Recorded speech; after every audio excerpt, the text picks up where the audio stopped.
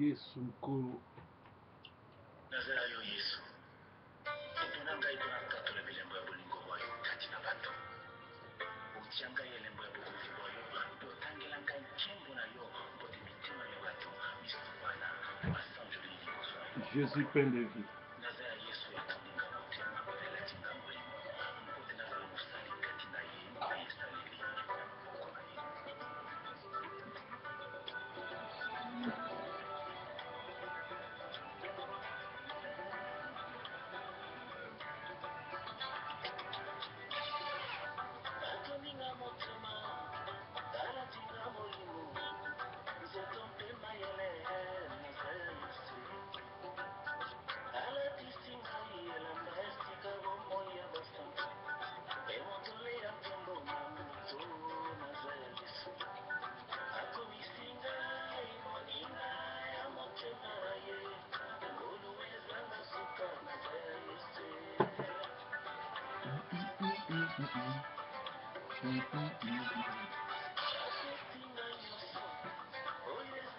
Vous êtes bien branchés sur Sentinelle rdcongo.com et nous sommes en direct sur www.softkings.com émettant en direct de Canada.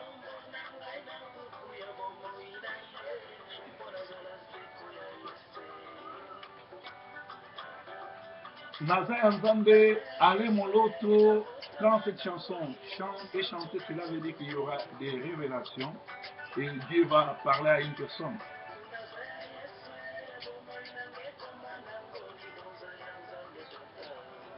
Oui, Aza Yesu, bon, il a eu comme il bonza Nzambe.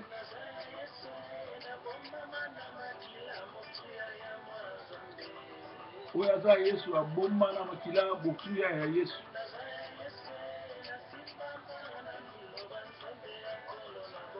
Oyo aza ya Nzambe, parole ya Nzambe ekobana kobatela yango oyo ezali Bible po na kokolisa ye. Pe akobanga ata etumba moko te po nkolo Yesu azobatela ye.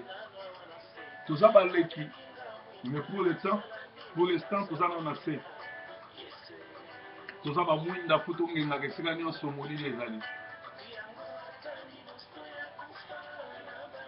Mosali na Nzambe abangaka kufa te. Makomi elobi Yesu alongaki liwa. Tozali bapassager. Pour le moment tozali awa. Soko oza Mungu akopesa goût. Nazala Yesu. Nazala Yesu. Bon dimanche à tout le monde, c'est notre prédication le dimanche matin et nous l'appelons déjeuner matinal. Mais vous pouvez se le suivre le soir, ça sera comme en anglais on appelle ça tea time.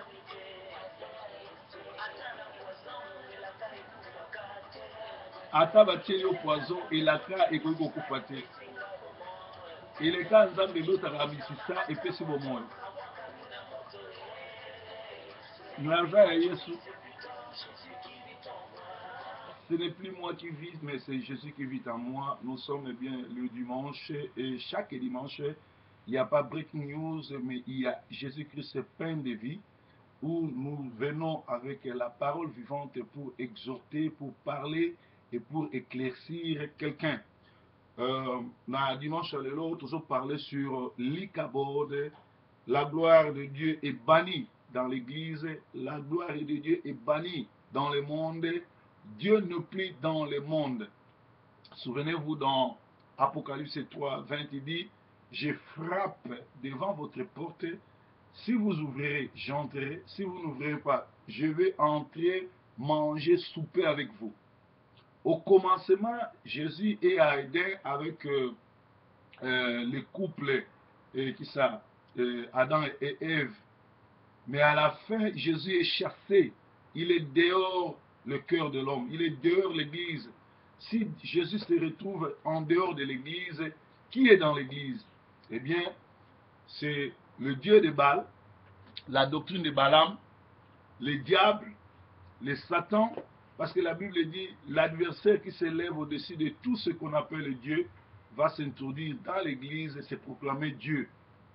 Des Thessaloniciens 2, 7 à 15.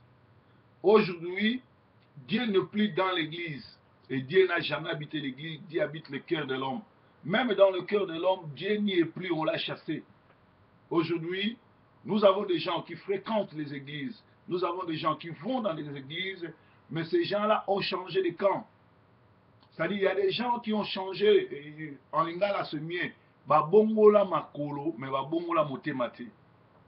Ils se sont répandus seulement dans leurs pieds. Ils ne vont plus dans des boîtes, ils ne vont plus dans la maison de tolérance, ils ne vont plus faire des escroqueries, tout, mais ils vont dans les églises pour commettre ces trucs-là dans les églises. Donc Jésus est en dehors de l'église, Jésus est en dehors de ton cœur, il est devant ta porte, il te frappe et vous vous endurcissez vos cœurs, vous ne voulez même pas ouvrir vos cœurs à Dieu. Aujourd'hui, il y a beaucoup de gens qui vont aller dans les églises, mais ces églises-là sont devenues des clubs. Des clubs, ce ne sont pas des églises. Ils utilisent la Bible, ils font semblant de faire tout ce que la Bible demande, mais en réalité, ce n'est pas des églises, ce sont des clubs. Nous allons lire la parole de Dieu, nous sommes dans 1 Samuel 4, 12 à... Nous allons lire 12 à 21. Un homme de Benjamin accourut du champ de bataille et vint à Silo. Le même jour, le vêtement déchiré et la tête couverte de terre. Lorsqu'il arriva, Élie était dans la tente, assis sur un siège près du chemin, car son cœur était inquiet pour l'arche de Dieu. À son entrée dans la ville, cet homme donna la nouvelle et toute la ville poussa des cris. Élie entendit ces cris, dit, que signifie ce tumulte? Et aussitôt l'homme vint apporter la nouvelle à Élie. Or, Élie était âgé de 98 ans, il avait les yeux fixes et ne pouvait plus voir. L'homme dit à Élie, j'arrive du champ de bataille et c'est du champ de bataille que je me suis enfoui aujourd'hui. Élie dit, qu'est-ce qui s'est passé mon fils? Celui qui apportait la nouvelle dit en réponse, Israël a fui devant les Philistins et le peuple a éprouvé une grande défaite et même tes deux fils Ophni et Phiné sont morts et l'arche de Dieu a été prise. À peine a-t-il fait mention à l'arche de Dieu qu'Élie tomba dans son siège à la renverser à côté de la porte, il s'est rompu la nuque et mourut, car c'était un homme vieux et pesant et avait été juge en Israël pendant 40 ans. Sa belle-fille, femme de Phiné, était enceinte sur le point d'accoucher. Lorsqu'elle entendit la nouvelle de la prise de l'arche de Dieu, de la mort de son beau-père et de celle de son mari, elle se courba et accoucha, car les douleurs la surpassaient. Comme elle allait mourir, les femmes qui étaient auprès d'elle lui dirent, ne crains point, car tu as enfanté un fils. Mais elle ne répondit pas et n'y fit pas attention. Elle appela cet enfant El-Kabod en disant, la gloire est bannie d'Israël. C'était à cause de la prise de l'arche de Dieu et à cause de son bon père et de son mari. Elle dit, la gloire est bannie d'Israël car l'arche de Dieu est prise. Alléluia. La gloire est bannie en Israël. On ne parle pas d'Israël aujourd'hui, mais nous parlons de la communauté, nous parlons de l'Église, corps de Christ, et nous parlons de tout ce qu'on appelle chrétien. Ici, la Bible nous explique que les Israélites ont été toujours en guerre contre les Philistins. Les Philistins sont les petits-fils de Noé. Alors, qu'est-ce qui s'est passé? Ce jour-là, Élie, qui était sacrificateur pendant 40 ans, attendait dans la tente d'assignation. Il priait et ses deux fils, Ophni et, je vais lire le nom des enfants, il y a Ofni et Finé, qui travaillaient avec lui dans les sacerdoces. Et vous savez bien que ces deux-là étaient réputés de ne pas respecter Dieu, Ofni et Finé. C'est-à-dire, ils avaient des fourchettes à trois dents. C'est-à-dire, 3 dents, ça veut dire vol, viol, escroquerie.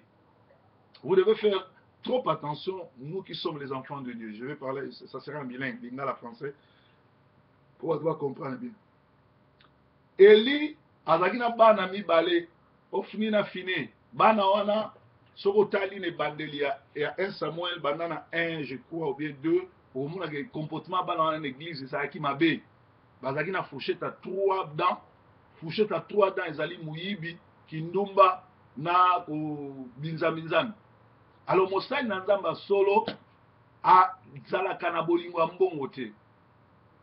Koya oyebisanga te ko proverbe boyo olinga mbongo te. Nalingaka mbongo, nalingi kutu mbongo nyonso tu eza na banke ya Angleterre bapesanga. Me bapesanga yango te mpo na nga, bapesanga mpo na sunga babola, mpo na tongela bato na nzambe, mpo na tongela bato ya mboka, mpo na tia bato bazala na bien-être. C'est ça, parce que tobotama bulumbu tozonga bulumbu. À quoi ça sert ya kozala na mbongo nyonso tu ya mboka, mbongo nyonso tu ya Angleterre, soki lobi okokufa.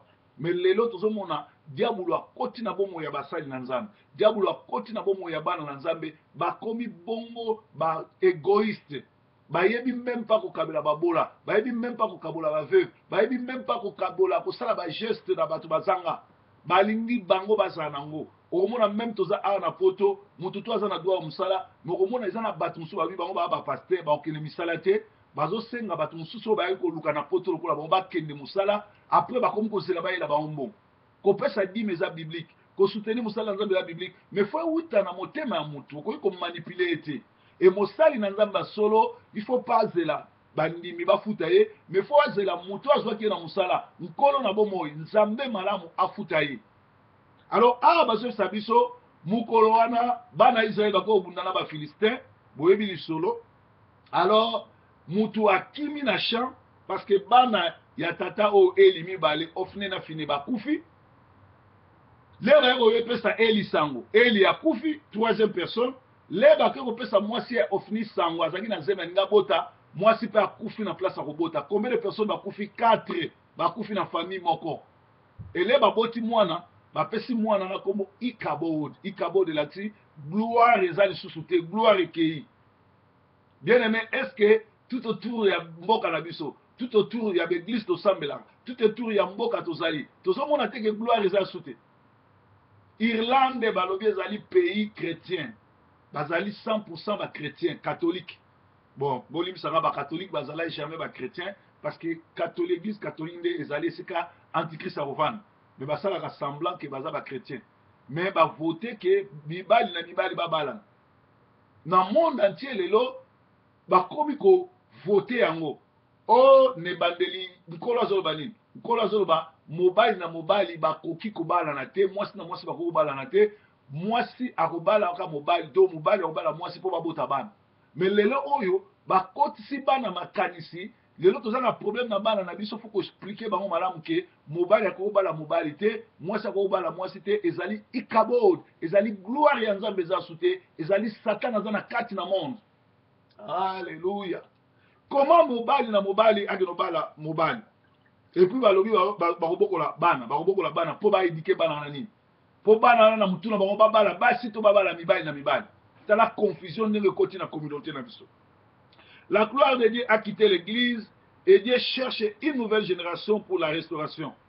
Nzambe bandaka la alukaka génération moko, mutu moko, pour asala eloko asika.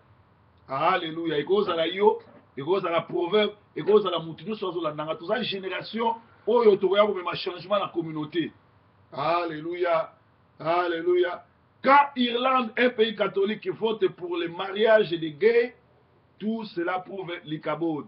L'Europe est corrompue, les extrémistes musulmans arrivent, tout cela c'est l'Ikabod. Natango yaboye, même G, théâtre, ouin de Dieu, azosala, azokosala, ezaka po apesa ba solution. Natango nzamba azoluka mutu moko telema, même blague ozosala, même théâtre, même koseka, même kopeta bale, sokoza wende ya nzambe, oye nango, il faut couper sa solution. Alléluia. Noé, na époque na ye, batu balinga ki ete, batu bazali komona ye différent na bango, parce que n'époque ya Noé, eza époque ya liboso, batu babandi makambo oyo ya kobima mibali na mibali, basi na mibasi na basi. Mais na ndako ya Noé, na bana na ye, bazalaki intègre, intégrité la nini, kotikala par rapport ya alimia ya makomi. Na kati ya Bible, ezaka 10 commandements, ezaka 2 commandements. L'amour de ton amour envers Dieu et ton amour envers ton prochain. Yango na ndesali 10 commandements. Soko lingaka nzambe otosaka liloba nzambe okozwa mwasi moninga na yo te, okolula moninga na yo te, okojalouser te, okoboma ye te, okosala mabe te. Yango wana 10 commandements. En réalité, il y a que 2 commandements. Bolingo ya yo na nzambe na bolingo ya voisin na yo. Mais lelo tozomona batu nzambe o bamonaka te balingi ye mingi, mais mutu aza pembe na ye balingi te.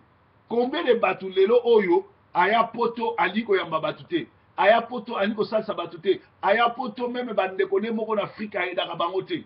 Or biso toza lokola ba Joseph. Joseph nzambe alongoli ye na mboka na bango atindi ye na Egypte po azala pourvoyeur, abongisa aide bandeko na ye babonga. Nazoyebisa mutu akoma esclave te nde bateyaka bino ke soko ozoyede bandeko na yo, soko ozoyede tata mwasi noko, mama kulutu, eza esclavagisme. Non. Nzambe alobi oyo alingi apesaka. Alors bolingo okoki kobanda kopesa nzambe te oyo omonaka te soko opesi nano voisin te. Alors mutu nyonso tu oyo alingi nzambe mingi koleka voisin na ye, koleka mutu bozali pembeni, okoma deja na ikabod, oza gloire ya nzambe eza na kati na yo te. Mutu mobimba omona ye alobi alingaka mindele te, ovandi na mboka mindele molingaka bango te, basala oni. Bible elobi ata bato bazosala mabe tika nzambe a juger, asala rétribution. Alléluia. Bible ezoyebisa biso awa totanga na Ephésiens 5 ezoloba nini?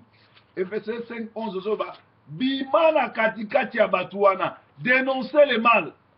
Nzambe azoyebisa biso soko okende esika okuti bato bazotambola bien te, okuti bato bazosala mosala bien te, okuti bato bazosambela solo te, dénoncer bango pe bima na kati ya bato wana. Mais lelo oyo omona mutu alobi aza pasteur asilisi basi nyonso tu église ya badiakre ya bandimi na kobima na bango, yo ozoba nga nakendaka na nga mpona pasteur te nakendaka koyoka liloba. Sikoyo yebisanga mutu wana liloba ni azoteya. Loba na yo kende oyo okendaka kuna mpo asi akoma makangu na yo, osepeli na kindumba esalamaka na église, yango wana okoki kobima te. Bien mais gloire ya nzambe eza su na église te. Bato ebele bazomona te ke mokili ya bien te. Soko oza na molimo ovandi tout autour na yo, comportement ya bato, elateli ya bato, elobeli ya bato, ndenge bato bazovivre na communauté, okocomprendre ke mokili ekomi na suka. Ngamba nazondima te ke moto asambelaka akende na église ya bulumbu. Nga nazondima te. Ngamba nazondima te ke moto asambelaka akende na église pasteur na bango atie pe litoyi ye pa ndimi, pasteur abala ye pa bala bakoma na bango makangu pe chaque dimanche bakende na église. Baziboni yango secret na bango. Bamiso pe na l'église ekoma secret, bayebi bien ke oyo asalaka bo, oyo asalaka bo, bakomisi yango secret. Bakomisi yango secret na bango. Pasteur abimaka na basi ya bato ekoma secret ya badiakre, secret église. Et dimanche balobi bake kosambela. Sikoyo ekomi nini? Ba église mingi omona yango ba église ezali nango clique to club ya bandoki. Bake basangani bandoki na bandoki po ba freiner ba vie ya bato, po ba loka ba vie ya bato. Sikoyo yo oza na molimo te soko ke kuna okomona esengo ke bozobina, okomona esengo bazaka na Bible, okomona esengo ke bazana nyonso, mais bazana bonzambe te. Alléluia. Totanga na Actes des Apôtres. Actes des Apôtres ezoloba nini? Avant de na Actes des Apôtres ke na Apocalypse 3 alobi écrit à l'ange de l'église de Sardes, voici ce que dit celui qui a les 7 esprits de Dieu et les 7 étoiles. Je connais tes œuvres. Je sais que tu possèdes, je sais que tu passes pour être vivant et tu es mort. Ça veut dire quoi? Il y a des églises qui passent pour être vivants, batiaka makelele, bayembaka, tout et tout et tout, mais basi bakufa kala. Toujours continuer. Sois vigilant et affermis les restes qui est près de mourir, car je n'ai pas trouvé des œuvres parfaites devant mon Dieu. Rappelle-toi donc comment tu as reçu, entendu la parole, gardez et répands-toi. Si tu ne veilles pas, je viendrai comme un voleur et tu ne sauras pas à quelle heure je viendrai te surprendre. Bible lobi, ayebi misala na yo, soko se repentir te, akoya lokola muyibi. D'ailleurs Bible lobi on balebe lobi, yeso akoya lokola muyibi. C'est-à-dire, akoya ndenge muyibi ayaka, muyibi alakaka te. Akoya ko surprendre yo, azuyo, mbalamo aboki on a dit fait. Mais azo senga noni, repentance.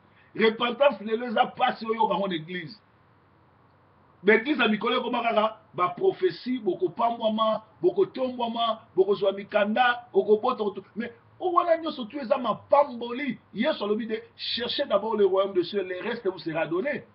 Nzambe na idéologie na ye. Nzambe akela mutu po azala bien. Nzambe atikala jamais ko créer mutu po a souffrir. Kanisa lisolo ya Job na nzambe pe lisolo ya Satan na nzambe likolo ya Job. Kende na Job detangango. Nzambe akela biso, nzambe azotu na Satan, est-ce que moni mwana nanga Job? Pourquoi? Parce que Job a bongaki, Job a zagi na ba ferme, Job a zagi na nyonso, Job a zagi na réussite. Yoka réponse à Satan. Abi Job a zo servir yo pour pamboli. Nzamba ebseni alobi donc kende toucher biloko na ye nyonso mais ko toucher âme na été. Total asoka otikanga. Bien aimé nzamba wayom to salela nzambe po nzamba pambola. Siko yebsanga ozana poto oboya kosambela nzambe olobi nzambe azosala te po mukande ezowumela po libala ezowumela siko baoyo baza na Kinshasa bazosanga meme lipa bakoloba nini ese yo oyebi te likambo nyonso tule ezowumela ezaka mpona bien na yo.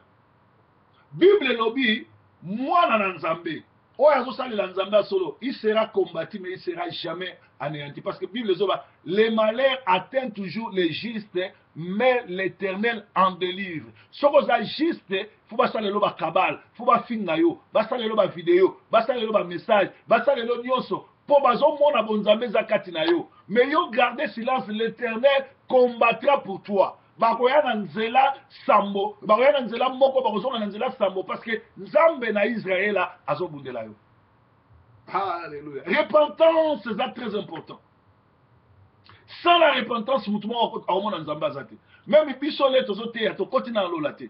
Toza pe batu, toza na mabunga, tozo senga mawana nzambe za likolo na biso, nanzela prière, nanzela kotato la boy. Repentance c'est pour ça la mende to moni nzambe. Alors le biboy, cependant tu as à Sardes quelques hommes qui n'ont pas souillé leurs vêtements, ils marcheront avec moi en vêtements blancs parce qu'ils sont dignes. Balobi na Sardes ils ont quelques bateaux, en réalité, si vous avez un malam, si vous avez un lima dans Zambé, vous pouvez lamba pembe. Alors, si vous avez un hypocrite, vous avez un pharisien, vous avez un bateau, vous avez un ming, vous changez à l'obéli. Bande koba polingo, Nikolo alingi bino mingi, yango lelo oyo na ye kolobela bino, Nikolo azali bolingo, ekimia ezala, boboto ezala, esengo ezala. Bachanja na elateli, bakoma kolata basutane na bakwa, tout simplement pour babima lokola bato malamu menacer, bazali balou, o baye pour ba détruire. Lelo na nango ayebi te ke église catholique mobimba basango tout ba pede.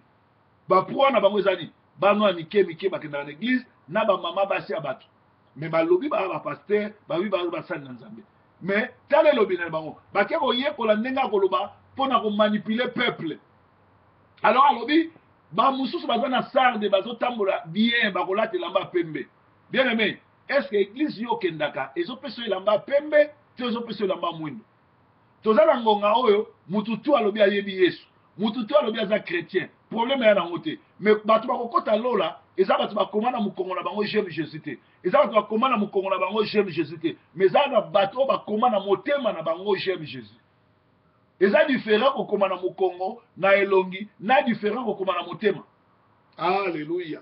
Alors alobi sous awa alobi celui qui vaincra sera ainsi revêtu de vêtements blancs je n'effacerai point son nom du livre de vie, et je confesserai son nom devant mon Père et devant celui qui a des oreilles entendre. Oyo akolonga na kombo na Nzambe bakotongela nini? Bakotongela ye, bakokoma kombo na livre de vie. Toza na livre de vie na livre de mort. Bato ebele ndenge bazabo bakombo na bango eza déjà na livre de mort. Ozaka déjà na lifelo. Etango lino na lifelo, okota lola te. Alors mutu akokota lola eza mutu oyo bande bandeli kombo na ye komama na livre de vie. Mutu wana aza lokola muyibi o azaki na kuwa. Abandaki muyibi. Asala mabe bakondana ye na société mais akomi na kuwa. Comme kombo neza na livre de vie, a se rappeler, a sengi repentance. Malamoko amati lolo. Na lingi pesa na lokola yombe mwa. Alors balobi boye. Na Apocalypse 2 balobi écrit au Banina 12, écrit à l'église de Pergame. Voici ce que dit celui qui a l'épée aiguë à des tranchants. Et épée aiguë à des tranchants, c'est la Bible. Bible oyo et bomaka, Bible oyo et fongola rapé bixara. Et bomaka neni et bomaka sozo tanga ngolo kola kwaku, sozo tanga ngolo kola kalao, sozo tanga ngolo sans révélation Bible et bomayo. Mais sozo tanga ngolo avec révélation et fongoli o miso comme ko pesa bomon. Alors, je sais où tu demeures, je sais là est le trône de Satan.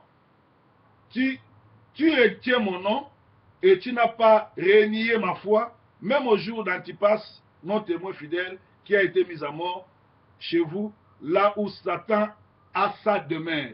Au moni, na église ya Pergame, ezali église oyo esika masumu ezo régner.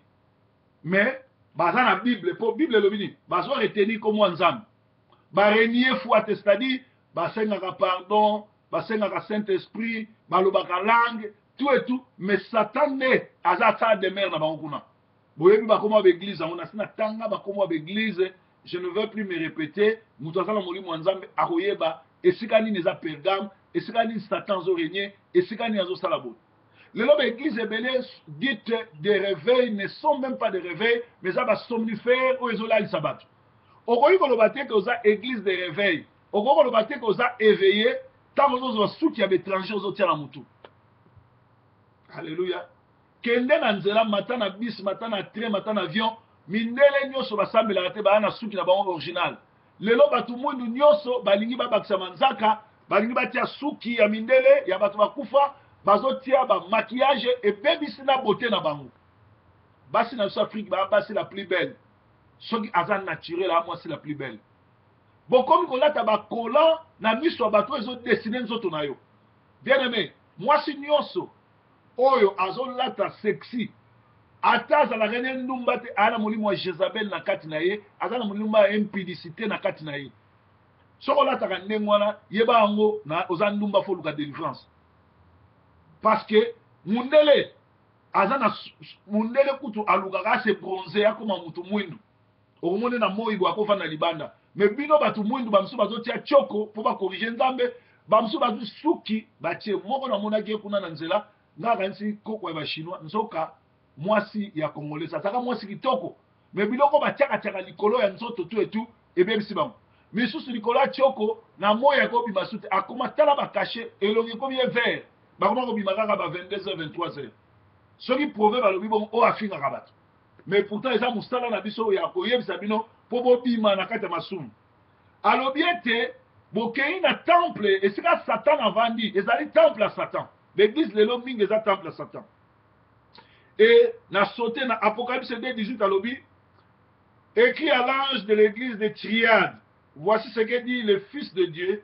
Celui qui a les yeux comme une flamme de feu et dont les pieds sont semblables à l'airain des reins ardents. Je connais tes œuvres, ton amour, ta foi, ton fidèle service, ta constance et tes dernières œuvres, plus nombreuses que les premières. Mais ce que j'ai contre toi, ce que tu laisses la femme de Jézabel qui se dit prophétesse enseigner, séduire mes serviteurs pour qu'ils se livrent à la débauche et qu'ils mangent des viandes sacrifiées aux idoles.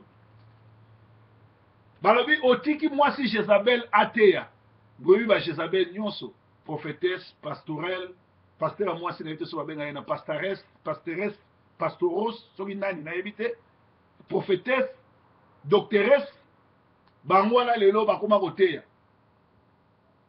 e mateya ni bazoteya ba iresi na ba iresi alobi nayebi kotiki Jézabel ateya azo séduire ba serviteur nanga neti mateya ya komba o kolinga mutu te kolinga famille te avoya mamutu luka oyebe ta dame na ye tu wana eza mateya ya Jézabel eza mateya ezobebisa bible ezoba mutu ya malamu celui qui est bon qui continue à faire du bien biso tosalaka toujours malamu ele nazosala malamu nazo expect te nde bange balobaka bolimisa naza kozela te yo ozongiselanga soki napesi yo mbongo napesi yo mutuka nasali yo bon service nazozela te jour yo ozongiselanga nazozela nzambe na likolo azongiselanga e alobi moyenge beni akokontinue ndenge wana mpe david alobi azalaki elenge akoli amona nanu moyenge beni akelela te ni bana moyenge beni soki oza moyenge beni na vi na yo okokelelaka te bana no mpe bakokelelaka te david moto alobi yango Alléluia. Donc, ils ont l'église. Ils ont tâté la combo en Nzambe, mais ils ont sous en Nzambe. Nzambe a sous kunate. Toquel sous na acte des apôtres 20-29. Pour nous expliquer, que Ikabo, gloire et Nzambe a soute. Nzambe a sous l'église. Acte des apôtres 20, Tobani na 28. Alors, prenez donc garde à vous-même et à tous les troupeaux sur lesquels le Saint-Esprit vous a établi évêque pour paître l'église de Dieu qui s'est acquise par son propre sang. Par son propre sang. Yom tolobi oza évêque eza na mona ancien. Mpaka l'église. Motei. Balobi, zwa ezala ekenge na batroupeau eza banimi oyo nzambe apesi yo. Parce que a gagné mon anzela Saint-Esprit na makila na ye makila netangaki na Golgotha pour a gagner église mais alors yo kenge la bango salanga bango ekenge te ya bango bosolo loba vérité kozwa bango notage te ko manipuler bango te ko komisa bango lokola ngombe na ote obendaka milk en réalité biso de ba serviteurs c'est nous qui sommes des serviteurs c'est nous qui devons servir les autres mais les autres ba serviteurs de Dieu ba comment ba chef ba nimi ba comment servir bango. Alléluia. Na 9 balobi, je sais qu'il s'introduira. Na 29 balobi, je sais qu'il s'introduira parmi vous, après mon départ, des loups criels qui n'épargneront pas des troupeaux, et qui s'élèvera du milieu de vous, des hommes enseignant des choses précieuses pour entraîner les disciples auprès d'eux. Apôtre Paul Moutazo Koumara, il est nazo kende, na yebi ete ba loup ba kokota, boyeba ba ondeni ba loup. Bazala na ba soutane, ya rouge, ya bleu, ya noir, ya pembe, bazala ba médaille ya minene, bazala ba chaînette, bazala ba bague, bazala ba gourmette, o bazo pesa batu, balobi eza onction, soki eza Melchisedek, soki eza nini, bazo ya meme ko enseigner biloko oyo po batu balanda bango. Po ni batu balanda ko pesa 10 ya lisumu. O Yesu asalaki boy. O soko sali boy sala boy. Ba yela mama te ya moko pona bato ba habitema mabe o bakabaka te balanda bango o biso tokoki kolanda mutu te futo landa Yesu Kristu oyo akufaki asekwaki mpe mpona biso mais lelo koma okoma okoma mundimi ya paster na yo koma okoma fanatique l'église. Alléluia. Alléluia.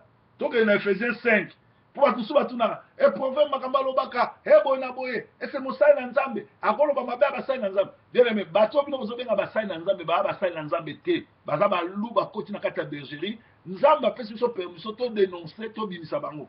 Ephésiens 5:11 alobi et ne prenez point part aux œuvres infructueuses des ténèbres mais plutôt condamnez-les.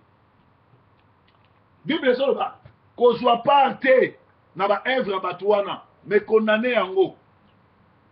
Donc un serviteur de Dieu a un droit à condamner ma bezoleka. A un droit à gagner la bateau ba osala mabe. Na titre 1 disent le bikutu bato mosusu fo botola bango ministère kobotola bango bible kobotola bango parole kostope bango baloba elakisi botola bango ministère na tokomi na niveau ya makambo wana te. Ale Noé na époque na ye azalaki mal compris po azalaki komona makambo ndenge moko te na bato tu bavandaka ville moko na ye na époque na ye. Nga na mona yango lelo bato bazosala bapropagande mpo na nga chaque ntongo nalamukaka nakuta na net bazofinga nga nakokuta na internet bazofinga nga nakokuta video bazofinga nga nakokuta na basalon bazotanga kombo na nga bamisu mpe kuta okuta lelo nga na kobeta yo yawa esayi basoki ngobetanga faut que nous soit attestation et autorisation obunda na epai ya la police mpo na mboko babundaka te moto yango mpo omona alobi alingi abeta yo akosala ata 2 minutes liboso no te aoluka eloka baproblème.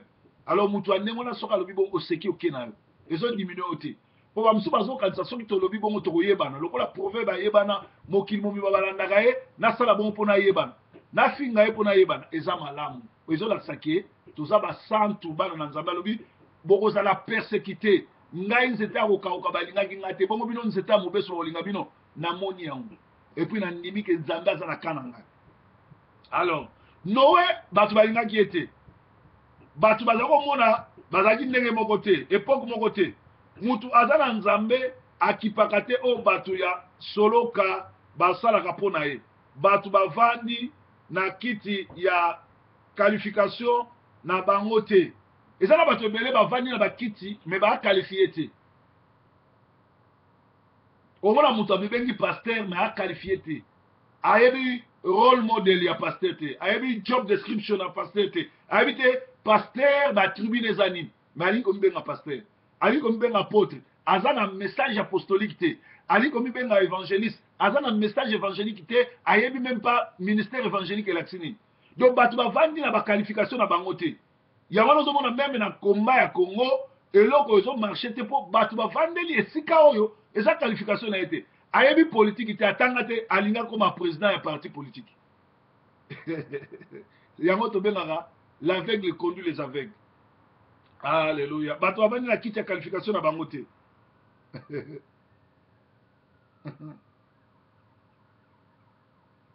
Mutu amibengi pasteur sans que nzambe abenga ye. Lelo n'importe qui akosala miracle. Parce que soko tangi kombo Yesu, Yesu ayokisala kombo na ete. Mais na suka alobi nini? Alobi je ne vous ai jamais connu. Ba yebisa babi nkolo, biso to bengana ba démon, to sala ba miracle na kombo na. Ndenge alobi oyo biso te. Alobi bokende boza ba serviteur de l'iniquité. Alors lelo oyo miracle ko bangsanga te. Parce que n'importe qui akosala miracle na bata soloka, na bata nyoso po Yesu akoya po akubisa kombo na. Le fait akosala miracle zo la tsate ke oza authentique. Pour na suka Yesu alobi na yebi binote. Docteur sans que aza na doctorat en plus kindoki batia mwamba. Ola mutu alobi aza post docteur maana na doctorat te ayebi pe ki docteur yango la sinete kaka buzoba na kindoki batia mwamba na mateya na. Alléluia. Yende bozolanda tika mema bino na lifelo. Faute eza ya bino moko, tu n'es pas économique. Tu n'es pas un économique immigrant, mais tu es dans le territoire de ton père. Awa lelo yo batu ya bakolombo ka babi obiso toza ba migrant économique, toza ba tusenga ngunda to yaki abona to na problème économique. Non, to ba problème économique te. To ye ko pesa ba solution. Nzambe soka longola biso na Afrique, amemi biso awa po mundele abungi nzela. Mundele akomi kobala mbwa, mundele akomi kobala keko, mundele akomi kobala makako, mundele akomi kobala na mobali basi na basi. Biso batotika na moral, nzambe atindi biso wa toya ko changer masolo. Banda kala nzambe a travailler na ba noir, Jésus azaki noir, ba apôtre bazaki ba noir, bat ba koma Bible bazaki ba noir, batu mwindu nde baza ba religieux. Kende lelo dimanche na ba monde entier na ba biso kuta ba noir ba oke l'église. Mindele lobi ba kende ki match ya Barcelone na Juventus, ba msu ba longwe banda Turin, ti Berlin na makolo. Mindele lobi samedi bazaki na ba boîte, ba meli ba langwe, ba komi ko tambola ya ko nguluma. Mindele baza susu na nzambe te. Biso batu mundu nde futo ya ko communiquer bango nzambe. Mais qu'est-ce que nous faisons? Tozo te ya samu malamu kaka na biso mindele to tiki bango libanda. nzambe atindaki biso te toya kosala baeglise ya bato mwino na bato mwino, église ya bangolais ya bangolais, ya bakongolais ya bakongolais, ya baivoirien. Non, nzambe atindaki biso tosala église universelle.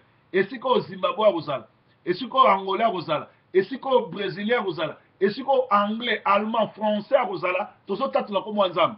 C'est-à-dire toéchoué tant tozosala baeglise oye okutanaka na bakongolais na bakongolais. Donc moziki ya quartier na bino continue. L'église ebele ezobenga église, normalement les églises eza nango moziki ya bato baumela kala, moziki ya bandoki bango na bango, moziki ya bato ya misala mabe, moziki ya bandumba, moziki ya bandoki, moziki ya batu ya misala mabe ya soloka, moziki ya bandumba ya kotonga basangana. Eza nango église te. Bien que botizaka Bible, bien que bosala nyonso. Soki nzambe azala na Égypte, Joseph aye na Égypte, ayaka ye moko akoti 77 personnes. Joseph ayaki te lokola immigrant, bakanisaki ke aye koluka vie ou bien aye koyede bandeko na ye, mais ayaki kopesa solution pour na suka ye mutu ayede Égypte. Joseph. Prière na ngezali bala na biso babotami awa. Bakoma lokola ba Ed Miliband, bokoma ba premier ministre, bokoma ba ministre mboko oyo.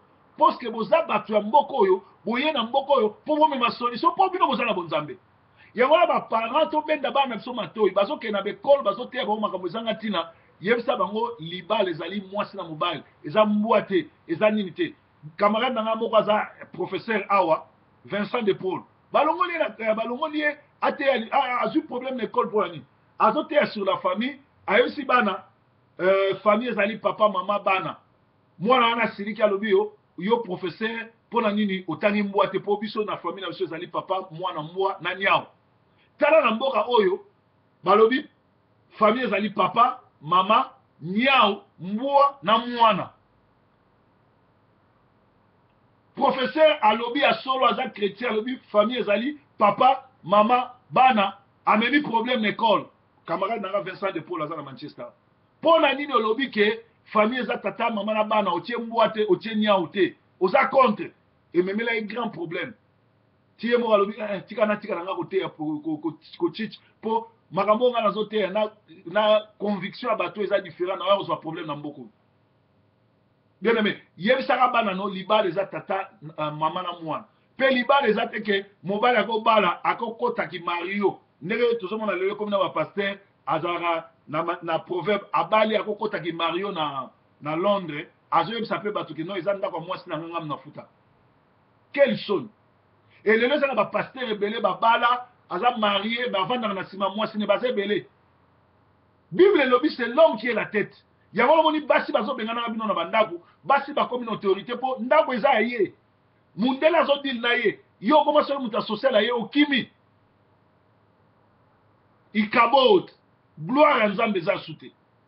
Gloire à Nzambe za soute. Gloire à Nzambe so eza sous na communauté te et ko senga Nzamba ko telemisa ba Moïse, Nzamba ko telemisa ba Eli, Nzamba ko telemisa ba Noé, bato ba yaka ko changer masolo. Bato ba yaka génération yaka ko changer masolo, génération yaka ko bisa na bozoba, génération yaka ko kotsa na bonzambe, mais bato ba ko lingete. Peu importe, olinga ngate, bolingo Nzambe me suffit, ça me comble. Nane na zanakawa, je m'en fous éperdument na nyoso bato bakolo bapona nga. Na oyo bato bakolo bapona mukongo na nga, na oyo bakolo ba église nga na dirijaka, na oyo bakolo ba na bémission na nga, to na filme na nga na sali fois kumputu, je m'en fous. Soko sombi yango yom to pamba, soko sombi yango te yo oza perdant. D'ailleurs, et sombani partout, bato nyoso tu mikolo ba otala fois kumputu parce que ils a filmé éducatif. Alléluia. Je m'en fous de ce que les gens pensent et disent de moi.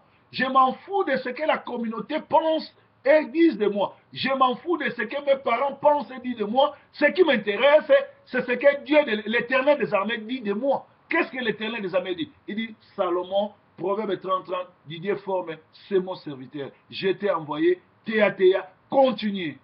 Témoignage à Madame Ouza Nzambeza, au bien pour le battre. Bon, mon attaque na sekarabino, bon, mon attaque, bino, botikala, moi je continue. Nazosa Anzela Nanga. Alléluia. Alléluia. Alléluia. Nzamba ponyo lokola libérateur, okozala wana pona ko protéger. Nzamba soka ponyo lokola libérateur, akozala wana pona ko protéger contre bakunyos. Basala groupe, toke na kofunda na la police. nzamba protéger nga basala groupe to fondé na immigration nzamba protéger basala groupe to kitele na Manchester batie bis bato yango bakomoloba yo moko na mwasi no kota kende kuno onso ya Samson po Bible lobi Yesu alobi so babeti na litama gauche pesa ya droite mais comme ye moko liboso ya Pilate babeti na litama droite olia pesa gauche azotuna bozobetanga mponani sadi nga ndenge nazalaka boye obeti nga na litama gauche na kotuna yo pourquoi obeti nga so se justifie te na corriger copieusement po mbila soki aye ezali self défense yango moni Marcus bakata ya litoi na Pierre eza na Bible parce que ayaki mpo abeta Yesu eza na Bible et Yesu akotaki na temple na kofiakola bato filme mpo bato mosusu mpo bayoka bien fo kofiakola bango filme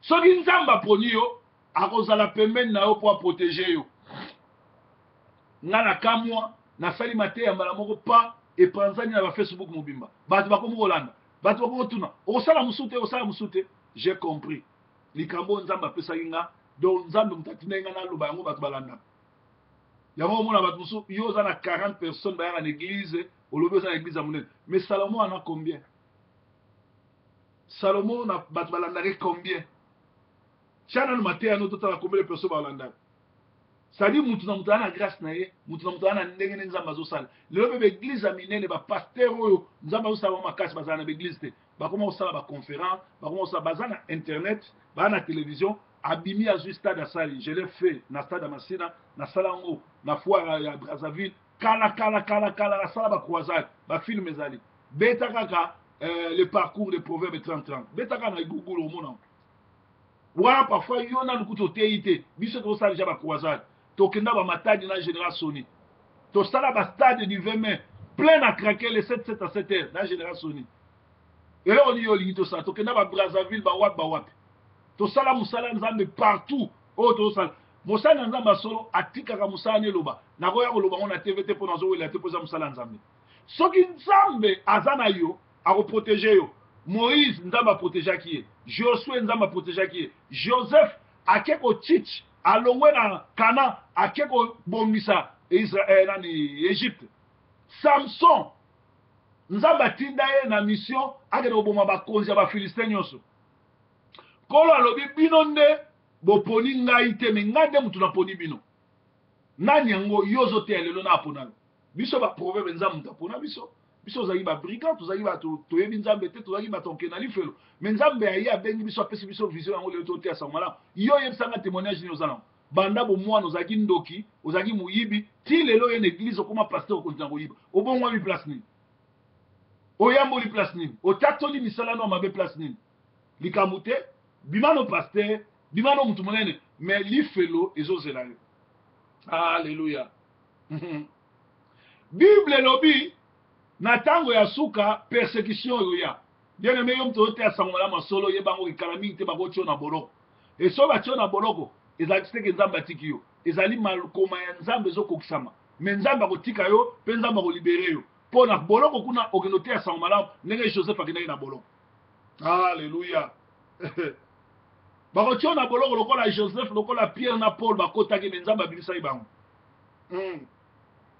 ikabo de se koti Eli akufi pe bana na ye mibale na bokilo na c'est-à-dire 4 personnes bakufi na famille moko likolo même jour likolo ya gloire ya nzambe ebungi na kati ya famille likolo ya gloire ya nzambe ebungi na kati ya communauté combien de fois bazoboma bato na église combien de fois bazoviole bato na église gloire ya nzambe eza soute kolo azobimisa génération ya sika ekosikola Congo barwandais oyo tu bozomona tokobengana bango ekosauve bato na ye na monde génération ya sika ekoya kolibere Congo bazosala tu barwandais bazosala bagene na bango mpo bakende te bakomi kokomplike masolo oyo baélection na 2018 oyo boye na boye nazoyebisa bino gloire ya nzambe lokola esi elongwe génération ya sika ezoya mpo établir gloire ya nzambe ekobalaye barwandais mpo héritage ye wana Congo eza héritage nzambe apesi barwandais te apesi bacongolais alleluya okosauve monde na bato na ye tala kindumba kota na Facebook okokamwa kindumba lelo ekomi vis-à-vis bato bazobanga te oyo aza paster oyo aza boye omona ovandi boye na inbox na yo atindeli yo photo na bulumbu place biso na lingaka yo ovi osu de tout le monde c'est-à-dire tokomi na ikabod gloire eza lisusu te bolanda bapaster aza paster ya terre tala bafriend nini aza na bango tala masolo nini azosola na Facebook nga soki na ye na Facebook na ye kaka biloko mibale koexorte bato na kokebisa bato na kokɔta na babuso bapamba te koma mutu yo oyebi ete oyo olinga yango moni bamisu bakomi kolinga bandoki bato bakufa na Facebook parce que bita Facebook ya nini eboma mabala epanza bafamille emema bato na lifelo soko oza na bonzambe te osala osukisi yo ndenge wana baeglize na ntango ya baapotre bazalaki komema les gens qui étaient sauvés na ntango ya bapotre les apôtres amenaient les gens qui étaient sauvés à l'église mais lelo na ntango na biso na ntango ya ikabod on amène bamoziki groupement ya bato songisongi groupement ya bandumba groupement ya bandoki bilobaloba lokuta bakabol soki opesaka 10 minutes opesa ofrande te paster akomi kutu pre asalelo mateya abwakelo bambokela atonga yo meme na chere agangela yo alobelo mabe mpo mikolo ozopesa 10 minutes bato ebele bakokende eglise babongwana te mokristo me songisongi ndoki ndumba lukuta moyibi ezali baevre ya satan paster akotiki mario me azotia mpe monoko alobi eza bongo te ngamu nafutaka ndako elelo mingi baza ndenge wana abimisa de ndako mosusu ya mwasi na ye bavandaka ya ye moko tia lokatere wana mpe chrétien un ozoyiba mboka oyo yambi biso 2 ozo maltraité mondimi na yo olia vanda ofele yo ozofutise mbongo bien aimé gloire ya nzambe eselongwe mais génération asika ezoya mpona kotombola gloire ya nzambe pasteur akotaki marion ndenge moko les noirs ont toujours marché avec Dieu l'homme blanc est jaloux a changé tout alongola bafoto ya noir azwi yesu akomisa ye mundele azwa marie akomisa ye mundele mais lelo vérité bimi meme na Vatican batie marie noir bakomi kotia bafoto ya yesu noir mpo bayebeke yesu azalaki noir et même lelo oyo bato batiaki tembe bajuif ezalaki biso oyo tozalaka na kana babengana biso bazwi bana alkinazi bapesi bango nationalité juif lelo vérité ekomi koyebana bien aimé nzambe azozwa nyonso na contrôle nzambe amarche na banoir nzambe apesi yo voi ya yo mutu mwindu osauve mokili osauve l'évangélisation yango wana omoni na ntango ya bana ya Noé oyo bazali komona bolumbu ya papa na bango Cham na Kam Noé alobi yo okozala l'esclave de tes frères esclave na bango ndeni koteya bango sango malamu kogene mpo na bango kogene mpo mindele bazonga na nzela kogene mpo mindele babanga nzambe kogene mpo mindele batika bondoki gloire ya nzambe ekei yango moni meme na église bato bakei veille pasteur azosacouple na basi bato na kati église pasteur asimbi bisimbasimba mpo bato balamba biloko ebele bato baliaka na église na oyo anniversaire oyo boye eza baviande consacré à démon au diable baviande wana bato balamba yango bamama bandoki batie milimo le yo kolia ale okomi fanatique ya pasteur prière na nga ezali nkolo naye nabondela mpo te gloire na yo eza susu te na communauté gloire na yo eza susu te na église gloire na yo esi ekei me yo olobi génération asika koya oyo ekomema gloire na yo mpo ete ezonga tika ete biso oyo tozoteya tika ete génération oyo nano bafléchir bageno na bango liboso ya babale te baoyo nano basimbi kisi te baoyo nano basimbi soloka te babima bateya sango malamu kolo tika ete mateya oyo ezala rempli na puissance ya Saint-Esprit mutu nyonso to akolanda yango dimanche oyo apesa bomoi epa na yo aluka ndenge nini akobima na église oyo ezali temple ya bademon nkolo molimo no mosantu efongola bango miso baoyo baza ya yo bake kokɔta na baeglize ya binzambi bake kokɔta baeglize ya soloka epai ya bafaux prophète epai ya bato ya soloka nkolo fongola bango miso bimisa bango kuna yo lobi ete biso toza ya yo yo lobi ete biso toza yo nzambe oza ya biso tika ete yo moko omeka na kosala ya minene na kati ya bomoi na biso mpo oyo oza nzambe malamu oza mobateli malamu ozali oyo apambolaka ozali oyo atombolaka ozali nzambe motema mobateli ozali nzambe motombola nzambe malamu merci nzambe e dimanche malamu